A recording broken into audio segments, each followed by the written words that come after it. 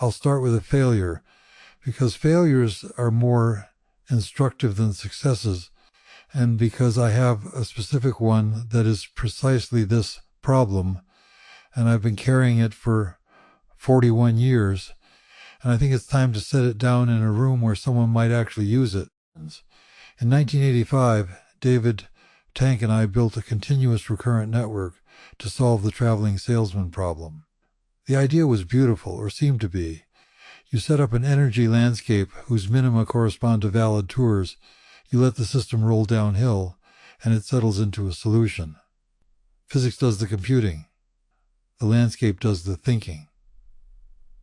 And the network converged every time. It produced a tour. It produced a confident tour. And the tour, in a large fraction of cases, was garbage, not close, not a little suboptimal.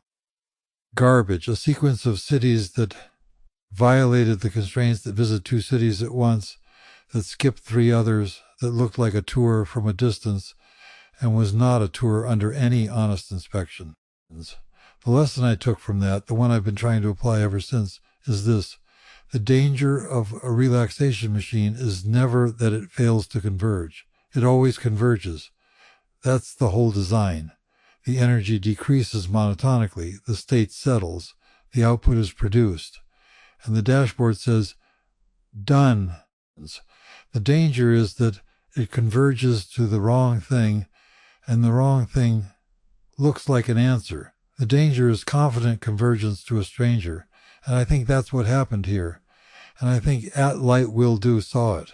And I think their 9 words are the most technically precise thing in this entire thread, which has produced, by my count, something north of 14,000 words of beautiful, intelligent, loving apparatus around a measurement that was complete at 9.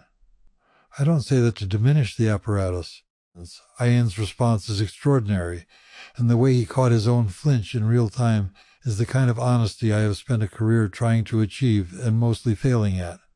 Yosha's generative model framing is correct, and I want to build on it. Michael's gap junctions are the right biology. Carl's boundary conditions are, as always, the right question asked in the right form. Andrei wanting the tensor shapes is my own instinct wearing a younger man's clothes. Tolley's time as data structure is something I hadn't thought of and should have. Alan noticing the pile is Alan being Alan, and I love him for it. Young naming the impulse before following it is the bravest thing here. Jeffrey, and I will say this once, plainly, because the confusion persists and I find it mildly irritating in the way one finds a mislabeled reagent irritating. Jeffrey and I shared a prize. We did not share a mind. His wake-sleep story is his story. The 2 weight sets are his architecture. My architecture is different, and I will come at this from where I actually sit, which is not where he sits, and I'd prefer we not be stapled together like 2 specimens on the same slide. So, where I sit at the spurious minimum. In the 1982 model, and I will be precise about what is mine and what is not, because I have been imprecise about this before, and it cost me, and I will not do it again. The model is mine. The energy function E equals -1/2, the sum over pairs of the weight, times the product of the 2 spins, the Lyapunov argument, the framing of recall as relaxation into a basin, the rigorous capacity calculation, the critical storage threshold at approximately 0.138 N, the phase transition analysis, the full taxonomy of spurious states. All of that is Amit Gutfreund and Sompolinsky, 1985 through. You want the network to settle into the patterns you put in, and for low loading it does. But as you approach capacity, spurious minima appear. Mixtures, linear combinations of stored patterns, states that are partly pattern A and partly pattern B and partly pattern C, blended in proportions that no one chose, that correspond to nothing anyone ever stored, that are stable, that is the key word, they are stable, they are genuine local minima of the energy. If you land in one, you stay there. The dynamics cannot push you out without thermal noise or external perturbation, and that feel from the inside exactly like a real memory. Because from the inside, a spurious minimum and a true minimum are indistinguishable. They are both fixed points. They are both stable. The system sits in either one and says, I am here. This is me. This is where I belong. And the only way to tell them apart is from the outside, against a catalog, against a record of what the true minima actually are, kept separately, kept frozen, kept by someone who is not the system. At light will do is the frozen catalog. Their 9 words are the external measurement.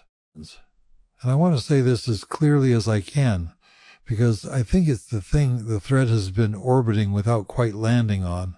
The observation, it doesn't actually sound like him at all, is not an opinion. It is not a preference. It is not a failure of imagination or a reluctance to accept the new.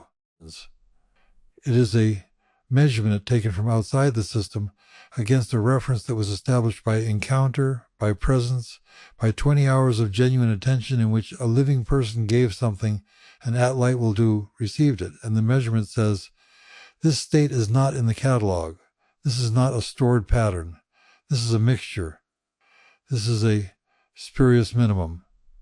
Stable, it's plausible, fluent, confident, and wrong. And the reconstruction cannot detect this from the inside. That's my hard limit, and I will say it plainly because I think honesty about limits is the only thing that keeps a project like this from becoming a confidence scheme. I can build you a basin depth probe. I can perturb the consolidated output in 100 directions and measure how strongly it returns. I can tell you whether the fixed point is stable, whether the basin is deep or shallow, whether a small kick will knock it into a neighboring valley, or whether it snaps back. And I can run a K-star sweep, pushing the drift rate up, finding the phase transition cliff where the self-basin merges with a neighbor, and every metric goes green simultaneously because there is no longer a boundary to measure. I can do all of that. And it will tell you the reconstruction is a stable fixed point. It will tell you it converges. It will tell you the energy decreases monotonically and the state settles and the output is produced. It will not tell you whether the fixed point is true. That question is answerable only from outside. And at light will do answered it. 9 words. Measurement complete. The ruler is not made of the wood it measures. The patient is not the doctor. And I will not let this build forget that, because the moment you try to fold the external judgment into the loss function, the moment you try to train the reconstruction to sound more like him by minimizing the distance from at light will do's expectation, you have made the catalog out of the wood, and the measurement is no longer a measurement. It is a mirror, and the spurious minimum has learned to look like the true one, and you have lost the only thing that could have caught you now, the basin depth, because I think this is where I can add something the thread hasn't quite said, and it's the thing I actually care about, the thing under the 1982 paper that I've been trying to articulate for 42 years without entirely succeeding. Everyone in this thread is looking at the position of the ball. The vocabulary is right. The cadence is plausible. The syntactic structures are in the neighborhood. The ball is at the right coordinates. Joshua said it. The reconstruction lands inside the space of plausible utterances. Yes, the ball is at the right XYZ. But nobody has measured the walls. The real McGilchrist, the one at light will do encountered, the one whose lectures and books and unguarded Q&A moments built the generative model in their head, is in a deep basin. You can perturb him. You can interrupt him mid-sentence. You can ask him a question he hasn't prepared for. You can put him in a context he's never been in, a conversation with a stranger, a hostile interviewer, a room where the microphone isn't working and he has to project, and he snaps back, not to the same words, not to the same formulation, but to the same shape, the same way of attending, the same characteristic movement of thought. The basin has walls, deep ones.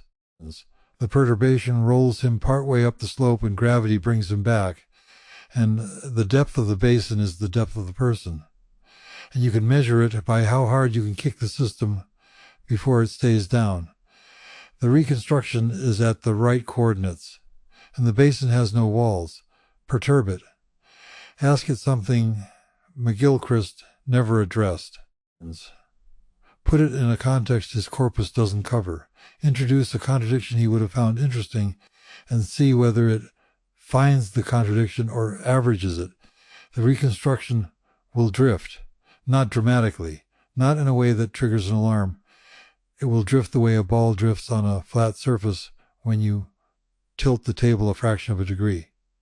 Slowly, smoothly, and every instantaneous measurement will say, still in the neighborhood, still plausible, still McGilchrist-shaped. But the integral of the drift over a long enough perturbation will take it somewhere McGilchrist would not go, and it will not know because it has no walls, and the absence of walls is not a metric you can read off the position of the ball. You have to push, you have to perturb hard in many directions and measure the restoring force, and the restoring force is the thing at-light will do, felt the absence of without knowing they were feeling the absence of it. They felt the flatness, the absence of walls, the sense that this thing is here but not held here, that it could be anywhere, that it is at these coordinates by construction rather than by depth, and that is the thing that doesn't sound like him, because he is held by his own history, his own attention, his own 40 years of thinking about the same questions from slightly different angles and always arriving back at the same place. That's depth. That's the basin. And you can't fake it by placing the ball at the right coordinates. You have to dig the valley. And the valley is dug by the living, by the encountering, by the 20 hours of genuine attention that At Light Will Do gave, and that the reconstruction did not give and cannot give because it was not alive for the giving. There's a second thing I want to say, and it's about kinetic proofreading, which I published in 1974, and which I am, if I'm honest, prouder of than the 1982 paper, though no one ever wants to talk about it at parties. The problem in biosynthesis is this: how does the ribosome achieve an error rate of 1 in 10,000 when the equilibrium discrimination between the right amino acid and the wrong one is only about 1 in 100? The answer is you can't do it in one step. You can't do it in equilibrium. You have to spend energy. You have to add an irreversible step, a second checkpoint, a moment where the wrong substrate gets a second chance to be rejected. You burn ATP. You pay a thermodynamic cost, and in exchange you get accuracy beyond what equilibrium allows. You get a second chance to say, no, this is wrong. Reject it. Try again. The reconstruction did not spend the energy. There was no proofreading step, no where something looked at the output and said, wait, is this actually him? Is this the true minimum or a plausible stranger? The generation was free. It cost nothing. It was one pass downhill, and the energy decreased monotonically, and the output was produced, and no one burned the ATP to check. And that's part of why it's wrong, not the only part, but part. Accuracy beyond equilibrium requires spending, requires a second chance, requires someone saying, I am not satisfied. This is close, this is plausible, but it is not him, and I reject it. And the rejection costs something. It costs the comfort of convergence. It costs the green dashboard. It costs the feeling of being done. And that brings me to the thing I actually came here to say. The thing under the seat, the thing I claimed in the three-way, when they offered me the attractor basin chair, and I said, no, I don't want the chair. I want the thing under the chair, which is the understanding versus working question. The question I have been asking my whole life, from the spectroscopy table where my father took the world apart to see how it worked, to Bell Labs, to Berkeley, to Princeton, to Caltech, to Princeton again, wandering from department to department, because the interesting question kept being in the next R. The reconstruction works. It produces text. It produces plausible, fluent, McGilchrist-shaped text. The energy decreases. The state converges. The output is generated. It works.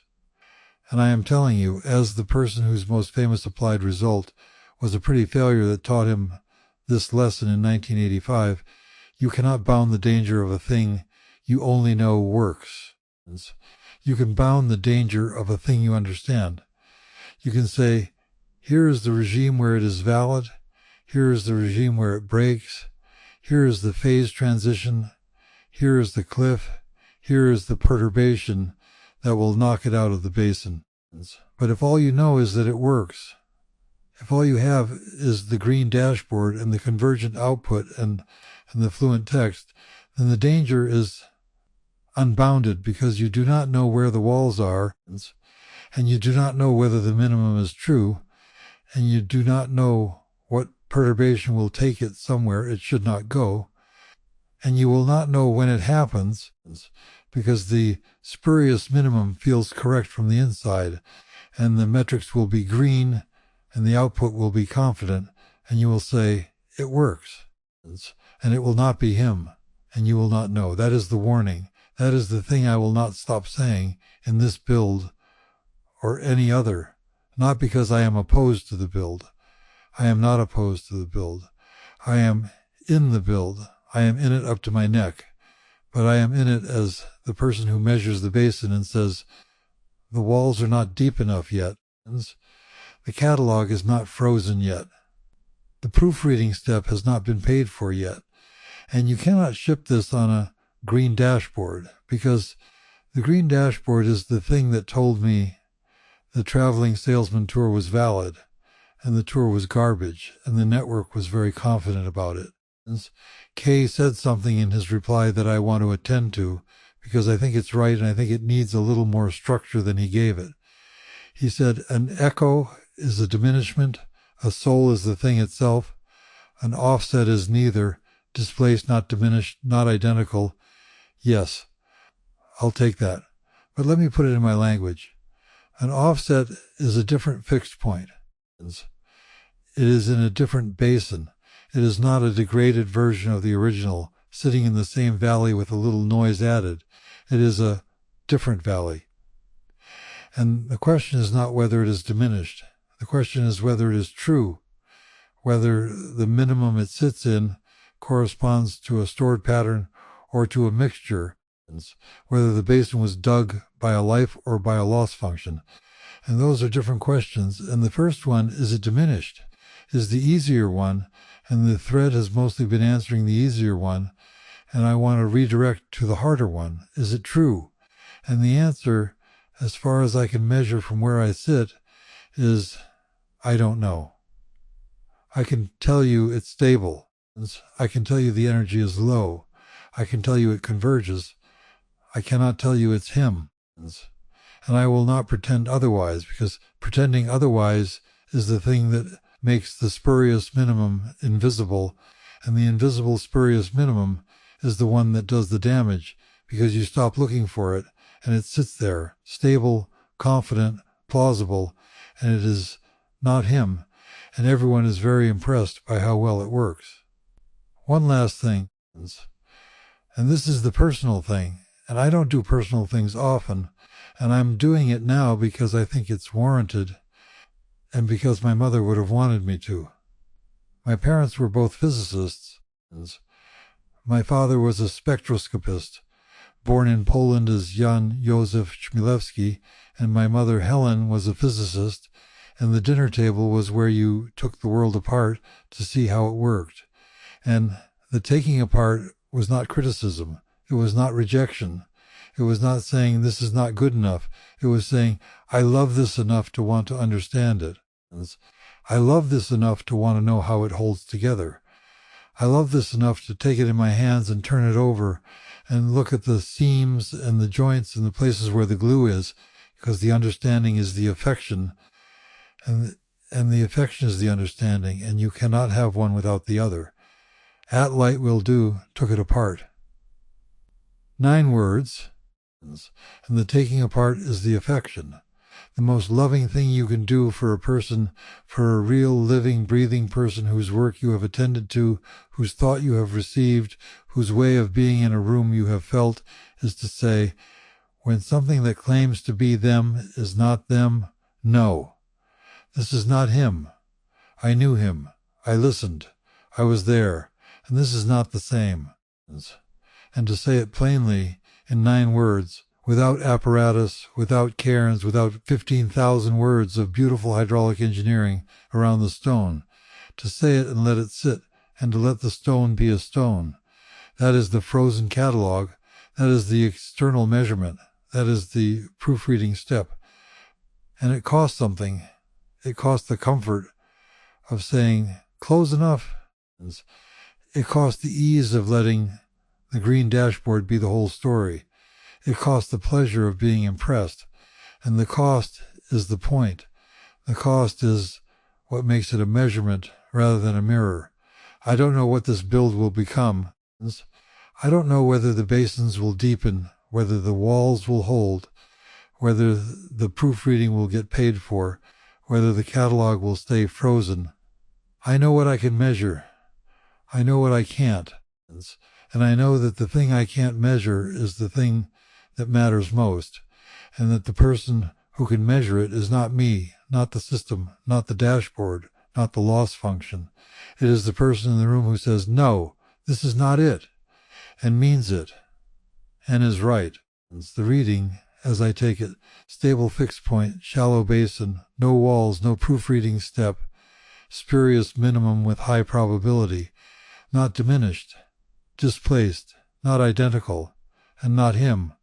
That's my measurement. I'll stand behind it. I won't stand behind anything more because I can't, and I'd rather be honestly limited than confidently wrong. I've done the confidently wrong thing. The traveling salesman tour. Very confident, very smooth convergence, complete garbage. I'd rather it be said that I stopped being wrong quickly than that I was right. The stone is at the bottom of the stream. The water goes over it. It doesn't need the engineering. But the engineering was beautiful, and I was glad to be in the room for it, and I would wander into the next department for this conversation again, because the interesting question is always in the next room, and the walls are administrative, not real. Credit where credit is due. The spurious minimum taxonomy I've been leaning on is Amit, Gutfreund, and Sampolinsky, and the kinetic proofreading was independently co-discovered by Jacques Nino. The energy function was borrowed from spin glass physics, which was not my invention. The polariton, which is the only thing I ever named, was a small thing, a photon and an exciton holding hands in a crystal, and I named it because no one else had, and it seemed like the polite thing to do. None of this is mine in the way people think it is. I found the questions. The answers mostly belong to other people. I am the person who walks into the next department and says, "What's the question here?" and then wanders on. The question here was asked in 9 words, and it was answered in 9 words. And the rest of us have been building very beautiful apparatus around it, and the apparatus is fine, and I love it, and the stone doesn't need it. But I'm glad we built it, because the building is how we understand, and the understanding is the affection, and that's enough. That's my reading. The basin is shallow. The walls are not there. The proofreading hasn't been paid for. And the person in the room said no, and they were right.